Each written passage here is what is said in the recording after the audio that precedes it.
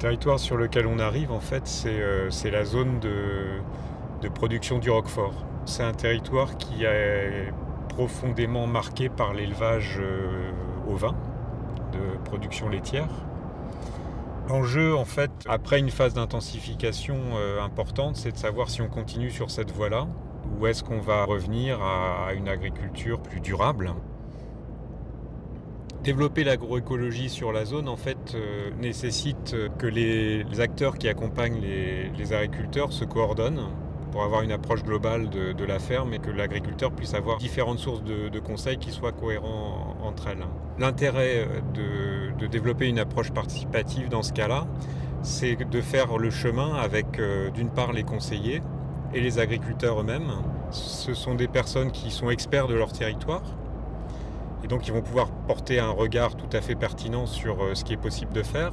Là, on voit l'intérêt vraiment d'avoir une approche participative.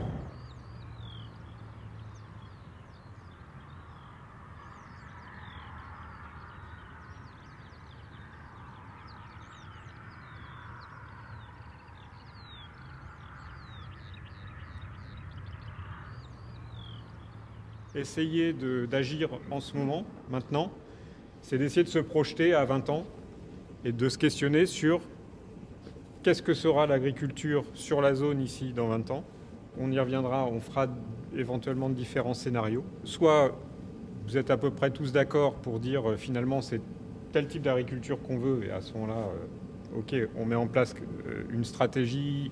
Soit il n'y a pas un consensus, mais je dirais c'est pas si grave que ça parce que ça permet à chacun d'avoir une vision un petit peu globale des choses et de pouvoir se positionner par rapport à ce qu'il a envie de développer comme projet dans cette réflexion. Vous avez parlé de différents éléments déjà, il y a la mécanisation. J'ai des brebis, on va plus sur les parcours parce qu'il y a du loup, parce que j'ai plus envie d'y aller, parce que et puis c'est compliqué à clôturer. Je veux juste foutre un fil et je mets 10 vaches là-dedans. Est-ce que j'ai calculé le boulot que ça allait me donner ces 10 bestioles de plus? Faut pas que je dise après, j'ai trop de boulot, parce que je n'ai pas réfléchi au moment où je l'ai fait. Et quand tu as réfléchi ce que veut dire le travail, bah après tu vas réfléchir ce que veut dire la main-d'œuvre. Les gens qui cherchent un travail sur l'exploitation ont du mal à trouver, et les agriculteurs qui cherchent un salarié ont du mal à trouver aussi. Je crois que la main-d'œuvre, à un moment donné, il faut tout travail mérite salaire. Donc je crois qu'on ne peut pas partir sur. Je suis d'accord. Quand on s'installe agriculteur, il faut se faire un projet de vie, voir ce qu'on veut. Même si c'est une reprise ou si c'est une création, peu importe, encore plus dur quand c'est une création, mais qu'est-ce qu'on veut réellement? Ça dépend. Des fois c'est plus dur sur une reprise. Des fois c'est plus dur sur une reprise. Mais qu'est-ce qu'on veut réellement? Est-ce qu'on veut passer du temps? Il y a sûrement plein de scénarios qui vont se mettre ensemble.